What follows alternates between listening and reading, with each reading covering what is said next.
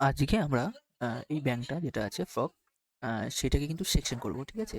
আর আমরা সেকশন করে দেখলাম যে ক্যালপেল আছে, সেই ক্যালপেলটা কিন্তু ক্যালপেল দিয়ে কিন্তু এটাকে সেকশন করা যাচ্ছে না। কারণ এর স্কিনটা খুব হার্ড হওয়ার জন্য এবং স্কিনের মধ্যে কিছু ডট শেপের যে শুষ্ক আবরণী আছে সেটার জন্য কিন্তু আমরা স্ক্যালপেল দিয়ে কাটতে পারছিলাম না। সেজন্য কিন্তু আমরা এই সিজার নিয়েছি কাটার জন্য এবং আমরা এই সিজার দিয়ে কিন্তু এই ব্যাংকটার যেটা হচ্ছে ভেন্ট্রাল সাইড মানে নিচের দিক অঙ্কদেশ, এই অঙ্কদেশটা কিন্তু সেকশন করে নিলাম বা কেটে নিলাম। ফার্স্টে স্কিনটা, ঠিক আছে? তো আমাদের কাছে যেহেতু কোনো গ্লাভস ছিল না, সেজন্য কিন্তু আমরা খালি হাতে এটা করার চেষ্টা করেছি, ঠিক আছে? তো আমরা ফার্স্টে কি করলাম যে সিজার দিয়ে এটাকে কেটে স্কিনটাকে কেটে নিলাম। তারপরে কিন্তু স্কিনটা মাসেলসের সাথে মাসেলস থেকে ডিসচার্জ করার জন্য আমরা কিন্তু স্ক্যালপেল ইউজ করেছি, ঠিক আছে? স্ক্যালপেল দিয়ে কিন্তু আমরা স্কিনটাকে পুরোপুরিভাবে ছাড়িয়ে নিলাম, ঠিক আছে? তো ছাড়িয়ে নেওয়ার পরে আমরা কি করব দেখো, পুরোপুরিভাবে আমরা ছাড়িয়ে নিচ্ছি।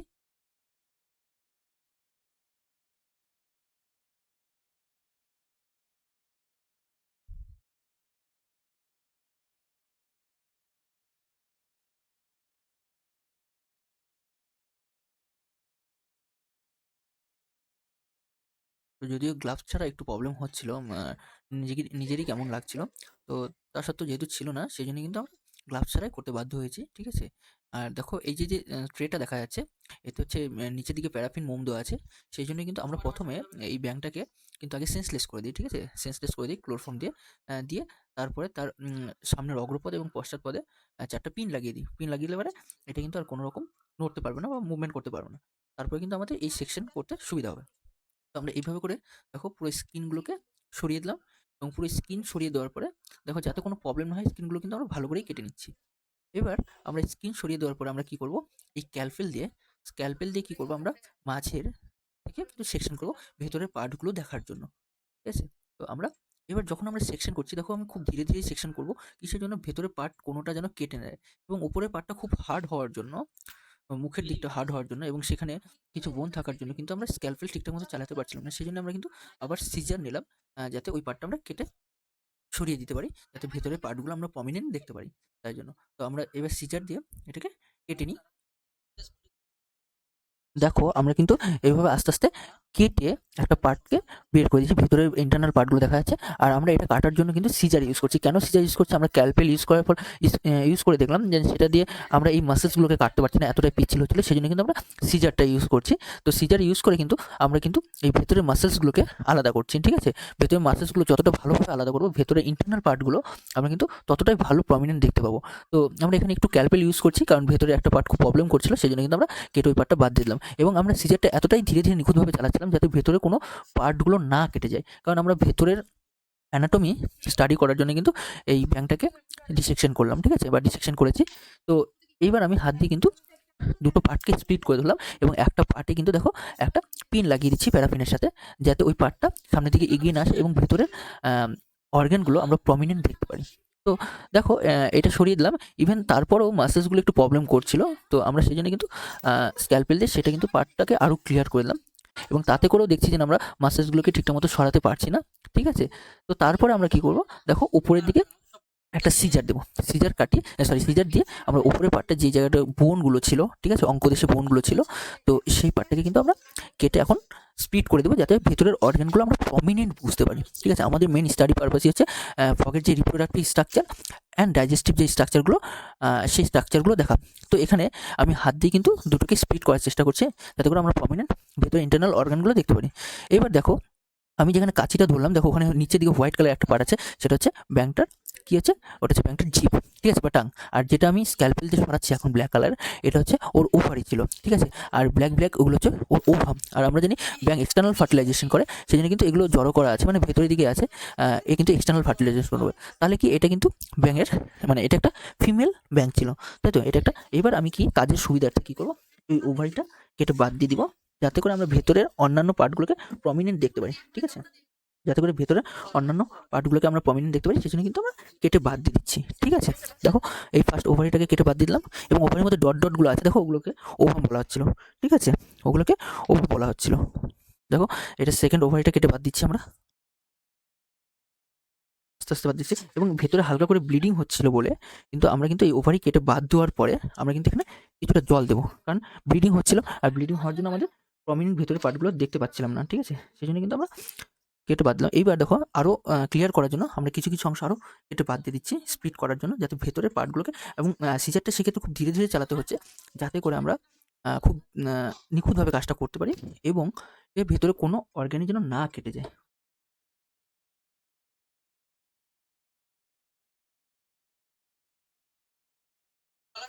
তো আমরা কিন্তু এবার টোটালটা স্প্লিট করে দিচ্ছি। এবার দেখো ভেতরে কিছু ব্লিডিং থাকা মানে ব্লাড থাকার জন্য আমরা কিন্তু ভেতরের অর্গানগুলোকে প্রমিনেন্ট দেখতে পাবো না। ঠিক আছে?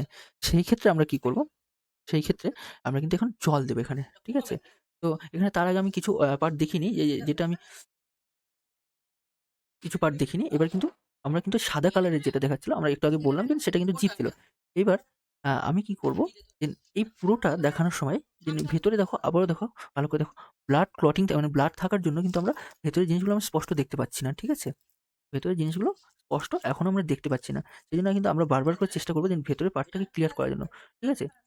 তার আগে দেখো আমি যেখানে নিডলটা ধরেছি ওখানে অন্যান্য পার্ট আছে, ওখানে হার্ট আছে, লিভার আছে। ঠিক আছে? এই যে আমি জল দিয়ে পরিষ্কার করলাম, ব্লাডটা একদম ধুয়ে গেল। ঠিক আছে? তো এইবার আমরা কিন্তু আস্তে, আস্তে জলটা ফেলে দেবো। ঠিক আছে? দেখো অনেকটাই ক্লিয়ার হয়ে গেল জল দিয়ে পরিষ্কার করার পরে। ব্লাডগুলো কিন্তু এখন সেরকমভাবে নেই। ঠিক আছে? ভেতরের দিকে ভেতরের দিকে ব্লাডগুলো এখন সেরকমভাবে নেই।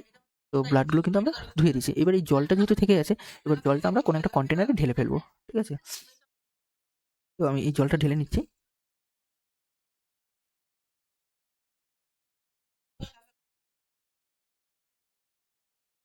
জলটা ঢেলে নিলাম। এবার আমরা কিন্তু ভেতরের পার্টগুলো স্টাডি করব। ঠিক আছে? আমরা ভেতরের পার্টগুলো স্টাডি করব। তার আগে আমি আরেকটু পরিষ্কার করে নিচ্ছি সমস্ত জিনিসগুলো। এবার এক, এক করে কেটে, কেটে আমরা প্রত্যেকটা পার্টকে কেটে বাদ দেবো। এই যে এখানে যে ব্রাউন কালার, একটু রেডিশ কালারের যে পার্টটা দেখা যাচ্ছে, এটা হচ্ছে ওর লিভার। এটা হচ্ছে ওর লিভার। ফার্স্ট আমরা লিভারটাকে ধরে নিলাম। ঠিক আছে? এবার লিভারটাকে কিন্তু আমরা সেখান থেকে সরিয়ে দেবো। আমরা লিভারটাকে ওখান থেকে আমরা সরিয়ে দেবো। ফার্স্ট লিভারটা সরিয়ে দিলাম। তাই তো? ফার্স্ট লিভারটা আমরা কিন্তু সরিয়ে দিলাম। দেখো কেটে বাদ দেবো। আস্তে, আস্তে আমি সরিয়ে দিচ্ছি যাতে করে লিভারের সাথে অন্যান্য পার্টগুলো না কেটে যায়। ঠিক আছে? আর ওর ডাইজেস্টিভ সিস্টেমগুলো আমরা নিচের দিক থেকে আস্তে, আস্তে তুলে দেবো। ঠিক আছে? তো দেখো যেন আমি প্রত্যেকটা পার্টকে কিন্তু আগে সরিয়ে নিচ্ছি যাতে করে কোনোটা যেন না কেটে যায়। ঠিক আছে? তো তারপরে দেখো এবার কিন্তু আমি এই যে এখানে যে বোনটা ছিল, এই বোনটাকে হালকা করে কেটে নিলাম যাতে করে আমি আরো প্রমিনেন্ট ভালো দেখাতে পারি একদম মাউথ থেকে অ্যানাস অব্দি। ঠিক আছে? মাউথ থেকে অ্যানাস অব্দি যাতে করে ভালো করে দেখিয়ে দিতে পারি। তো সেই জন্যই কিন্তু আরেকটু কেটে নিচ্ছি, আমি বোনগুলোকে সরিয়ে নিচ্ছি যাতে প্রমিনেন্ট বোঝানো যায়।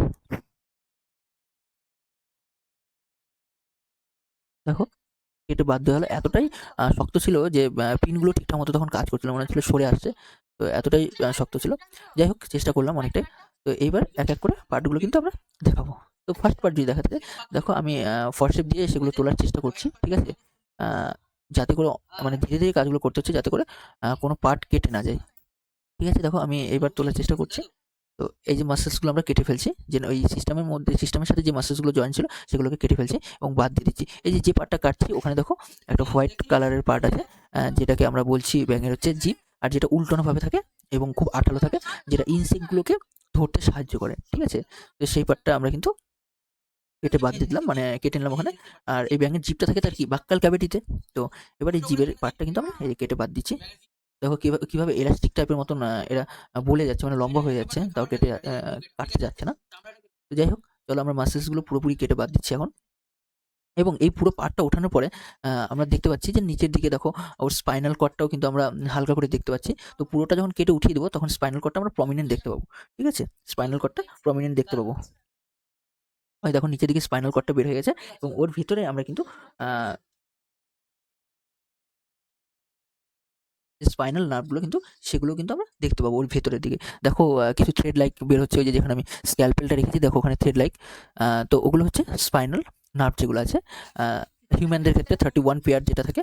তো সেখানে এখানে কিছুটা আলাদা পরিমাণে আছে। তো যাই হোক আমি কিন্তু ওর পুরো সিস্টেমটা, ডাইজেস্টিভ সিস্টেমটা সরিয়ে দিলাম। ঠিক আছে? এবার যেখানে আছে দেখো আমি পিনগুলো তুলে দিচ্ছি যাতে আমরা এই পুরো বডিটাকে সরিয়ে দিতে পারি। দিয়ে আমরা এই ডাইজেস্টিভ সিস্টেম আর রিপ্রোডাক্টিভ সিস্টেম নিয়ে স্টাডি করতে পারি। তো তার আগে আমি দেখিয়ে নিই যে এই যে এটা হচ্ছে আমাদের স্পাইনাল, মানে যেটাকে বলে মেরুদণ্ড। আর মেরুদণ্ডের ভিতরে স্পাইনাল কর্ড থাকে। আর দেখো এখানে আমরা আরেকটু ভালো করে যদি দেখি, যে দেখো নিচের দিকে সরু সুতোর মতন অংশ আছে, যেখানে আমি দিচ্ছি দেখো সরু সুতোর মতন আছে, ওগুলো হচ্ছে তার নার্ভ, যেটা স্পাইনাল নার্ভ। হিউম্যানের ক্ষেত্রে 31 পেয়ার থাকে। আরও অন্যান্য ক্ষেত্রে দেখো অন্যান্য প্রচুর প্রচুর নার্ভগুলো ছড়িয়ে ছিটিয়ে আছে। ঠিক আছে? এবার তারপর যদি দেখি আমি ব্যাঙের যদি পেছনের পাগুলো দেখি, পশ্চাৎ পাগুলো দেখবো। ঠিক আছে? আমি আরেকটু জল নিয়ে দিচ্ছি যে যাতে আরেকটু স্পষ্ট করা যায়। ঠিক আছে? তো এবার জলটাকে ফেলে দিই।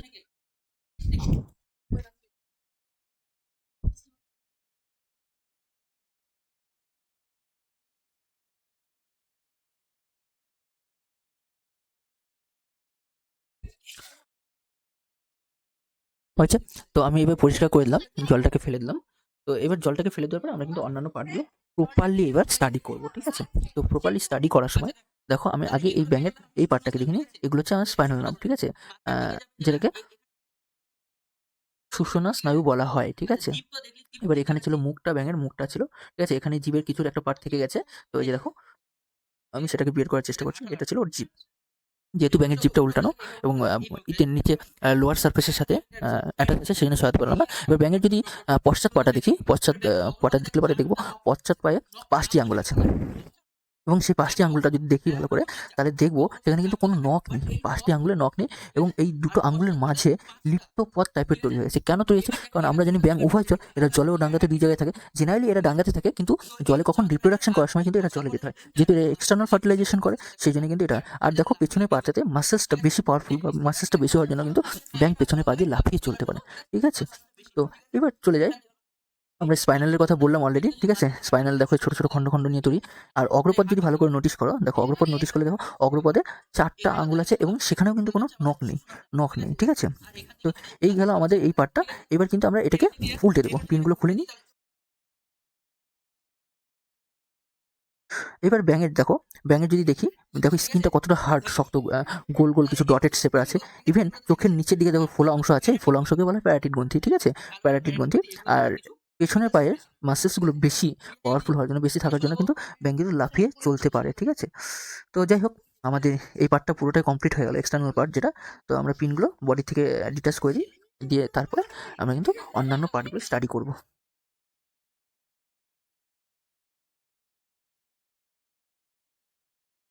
চলো, তাহলে আমাদের এই পার্টটা কমপ্লিট।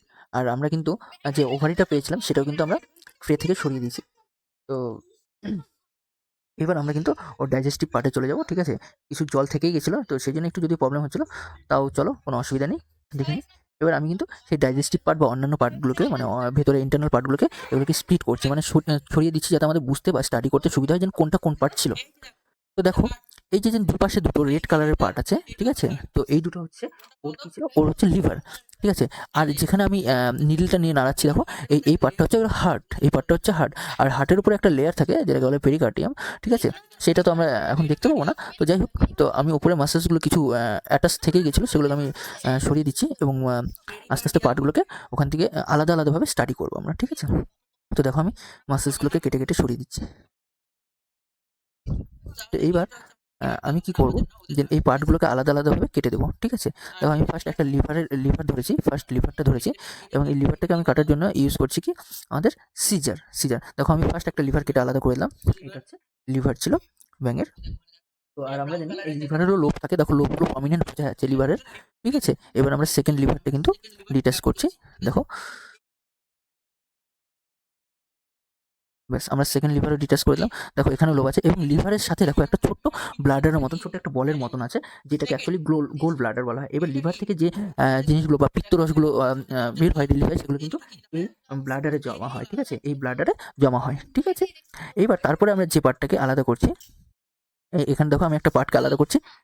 এইটা হচ্ছে তার লাংস, ঠিক আছে? দেখো উপরের গুলো দুটো দু সাইডে লিভার, ওখানে মাঝখানে একটা গোল ব্লাডার এবং নিচের দিকে যে দুটো আলাদা করছে, এই যে এখন যেটা কেটে বাদ দিলাম, এটা হচ্ছে তার লাংস। এবার ব্যাঙেরও দুটো লাংস থাকে, ঠিক আছে? এবার লাংস দুটোকে আলাদা করে দিলাম, ঠিক আছে? দেখো দুটো আলাদা। তো এইবার চলে যাবো আমরা লাংসের পরে, যদি চলে যাই, লাংসের পরে চলে গেলে আমাদের ওখানে একটা হার্ট লাগবে, তাই তো? ওখানে একটা হার্ট লাগবে। এবার এই হার্ট, আচ্ছা লাংস কি কাজে লাগে? লাংস ব্যাঙের শ্বাসকার্য চালাতে ব্যবহার করা হয় এবং কিন্তু ব্যাঙ যখন শীত ঘুম দেয়, তখন কিন্তু তার স্কিনের সাহায্যে ওরা শ্বাসকার্য চালাতে পছন্দ করে এবং ওরা খুব ইনঅ্যাক্টিভ হয়ে যায়, ঠিক আছে? তো যাই হোক, এই লাংসটা কিন্তু আহ বেশি বড় না, হিউম্যানের চেয়ে তো অনেকটাই ছোট। আর কালারটা দেখতে পাচ্ছ, যদিও এর স্ট্রাকচারটা প্রমিনেন্ট বোঝা যাচ্ছে না, জড়ো হয়ে গেছে। তো এইবার আমরা যেটা দেখব সেটা হচ্ছে ওর হৃৎপিণ্ড, ঠিক আছে? তো চলো আমরা হৃৎপিণ্ড দেখে নিচ্ছি। তো হৃৎপিণ্ডটা আমি সিজার সাহায্যে কেটে নিলাম। এবার কেটে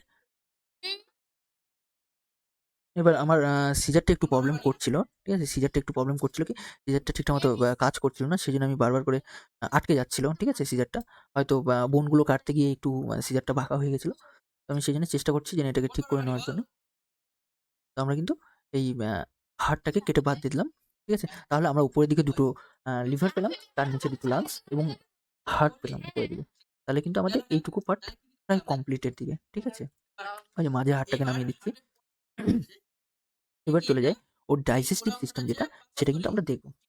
তো আগেই বলে রাখি, এই ডাইজেস্টিভ সিস্টেম করতে গিয়ে আমরা ফার্স্ট দেখব যেটা স্টোমাক, ইন্টেস্টাইন, আর তারপর হচ্ছে ইন্টেস্টাইনের পর আমরা কি দেখব? ইন্টেস্টাইনের পর আমরা দেখব হচ্ছে রেকটাম। ঠিক আছে?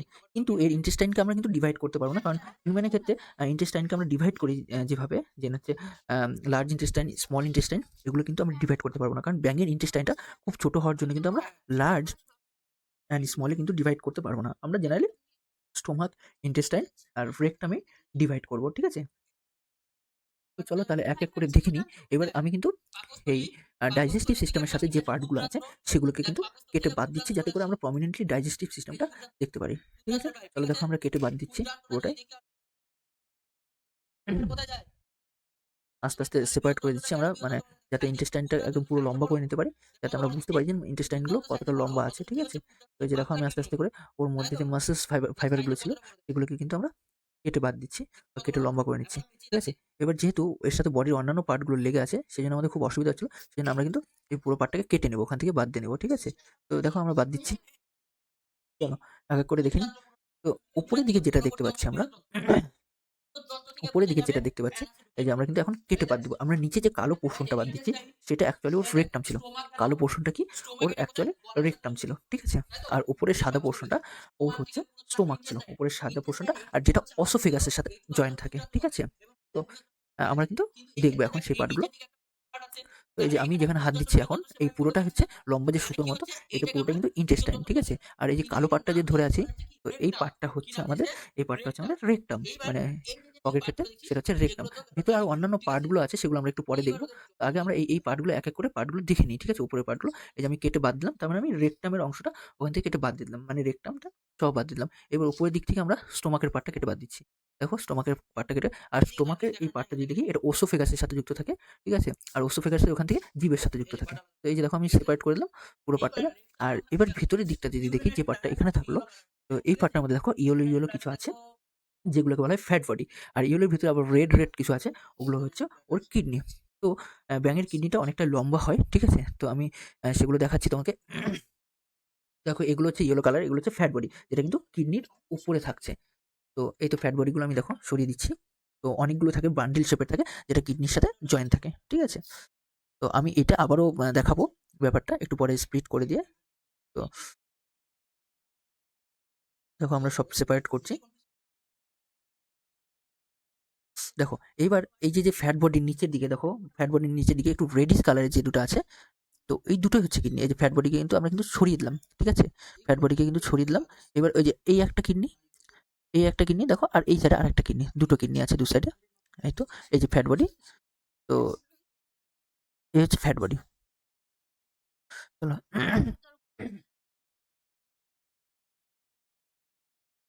এই তো কিডনি বের করছি দেখো। এই যে দু সাইডে দুটো কিডনি রেড কালারের, দেখো এগুলো লোব করা আছে, কিন্তু কিডনিগুলো ছোট ছোট লোবে ভাগ করা আছে, এবং কিডনির ওপরে যেগুলো আছে এইগুলো হচ্ছে সেই ফ্যাট বডি, ইয়েলো কালারের।